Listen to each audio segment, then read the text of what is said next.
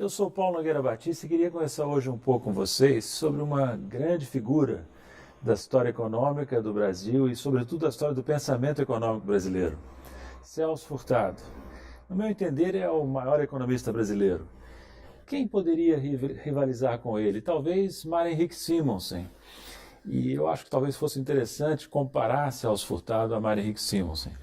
Quando eu morei na China, eu fiz um esforço não muito bem sucedido de entender a filosofia antiga chinesa, mas desse esforço eu retive um princípio taoísta que me parece interessante. Os conceitos só existem como contrastes. É pelo contraste que se conhecem as coisas, os conceitos, as pessoas. Por isso eu escolho fazer o contraste hoje entre Celso Furtado e Mário Henrique Simonsen. A primeira grande diferença, o primeiro grande contraste, é na formação desses dois grandes economistas. Furtado estudou, ensinou na Europa, na França, e passou também por Cambridge, na Inglaterra, onde teve contato com os keynesianos, com a primeira geração de keynesianos, Caldor e John Robinson, por exemplo. Ao passo que Mário Henrique Simonsen, embora nunca tenha estudado fora do Brasil, representava a tentativa de aplicar no Brasil a economia tal como ensinada e praticada nos Estados Unidos. Então, Furtado praticava economia política, political economy, ao passo que Simonsen praticava economics, economia. Né? E Furtado costumava dizer, consistentemente com sua abordagem geral, que nunca havia sido apresentado a um problema econômico que não fosse ao mesmo tempo um problema político. Né? Furtado e Simonsen, ao adotarem essas abordagens tão diferentes, traziam também importantes diferenças metodológicas. Por exemplo, na obra de Furtado quase não se encontra matemática. Eu, pelo menos, não me lembro de nenhuma equação, por mísero que fosse, na obra desse grande economista. Já Simonsen se destacava pela aplicação de modelos econômicos e pelo ensino da econometria, seguindo nesse ponto a tradição das universidades americanas. Né? Vejam que Furtado participou, é importante lembrar isso, participou de um período áureo, de um período dourado do pensamento econômico, que foi na Europa, na Inglaterra, notadamente, a tradição inaugurada por Keynes e pela primeira geração de keynesianos. Né? E na América Latina, por Prebisch, o grande economista argentino keynesiano que muito influenciou o Celso Furtado. Uma vez, há muito tempo atrás, quando eu tinha uns 25 anos, eu encontrei com o Celso Furtado num almoço na casa do meu pai, no Rio de Janeiro, e comentei com ele como era grande o contraste entre a economia, a fase da economia na qual o Furtado havia se formado e a fase da economia, do pensamento econômico com a qual nós nos defrontávamos no início dos anos 80, muito mais pobre, muito menos interessante. Como eu insistisse muito no assunto, o Furtado respondeu, comentou com um olhar, com um sorriso irônico: nem todos podem participar de um renascimento.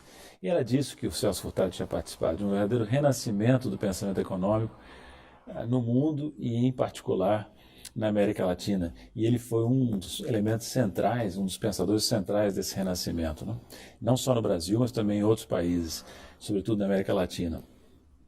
Mas apesar dessas diferenças de método entre Simonsen e Furtado, havia traços comuns. Entre eles eu destaco um que me parece significativo. Tanto o Furtado como o Simonsen eram ecléticos, tendiam ao ecletismo e não eram dados a posições extremas. O Mário Henrique, por exemplo, era um pensador, um economista de tradição mais neoclássica, digamos assim, mas nunca foi um partidário do ultraliberalismo defendido por Chicago. Ele incorporava certas influências keynesianas e reconhecia a importância do papel do Estado na economia. Já o Celso Furtado nunca foi marxista. Ele reconhecia, claro, a importância de Marx para aqueles que pensavam a sociedade, mas dizia que quando chegara a estudar Marx mais detidamente, já havia passado por Keynes, cuja macroeconomia era mais sofisticada. Né? Então, tanto Simonsen como Furtado se situam no vasto campo intermediário entre o ultraliberalismo da Escola de Chicago e o marxismo. Né? É claro que em campos opostos. Né? Simonsen, vamos dizer assim, na centro-direita e Celso Furtado na centro-esquerda. Mas eu diria, para terminar esse breve comentário, que a grande diferença entre Furtado e Simonsen era outra, era a criatividade. O Simonsen era um economista brilhante, uma inteligência privilegiada, mas não era um pensador original. Ele se destacou na vida como um aplicador, um divulgador das teorias e estudos da economia nos Estados Unidos, fazia isso com maestria, mas não era não era preponderantemente um criador. Já Celso Furtado era uma mente eminentemente criativa. Ele deu contribuições notáveis que marcaram a época, a teoria e história do desenvolvimento econômico, em particular ao fenômeno do subdesenvolvimento, que ele elevou à categoria científica. E não é por acaso que Celso Furtado marcou a época não só no Brasil, como fora do Brasil, na América Latina e mesmo nos países desenvolvidos, ao passo que Simonsen só ficou conhecido dentro do Brasil, né? Então, o Celso costumava dizer que uma coisa que caracterizava bem a atitude dele em relação à ciência e à economia em particular, ele destacava como atributos fundamentais para a atividade científica duas características que os metodólogos da ciência não costumam destacar, duas características importantes segundo Furtado: imaginação e coragem.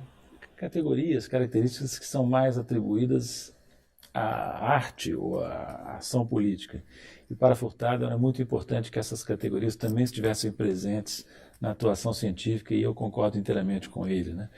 Vou dizer a vocês, jovens economistas e outros cientistas sociais que porventura estejam me escutando, o contato com a obra de Celso Furtado é muito importante.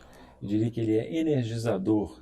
Ele traz lições muito importantes sobre como abordar os problemas econômicos e sociais que são úteis até hoje, né?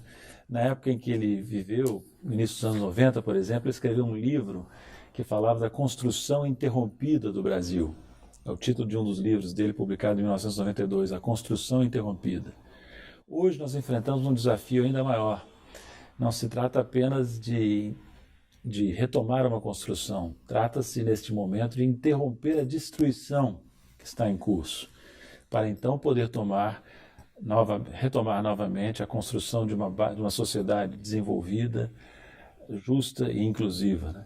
E eu acho que Celso Furtado tem uma contribuição muito importante para nos estimular nessa direção. Quem quiser saber um pouco mais sobre Celso Furtado, a comparação com Marek Simonsen, eu sugiro que entrem na minha página na internet, www.nogueirabatista.com.br, onde eu publiquei um artigo, onde eu postei um artigo em que esse tema é desenvolvido um pouco mais.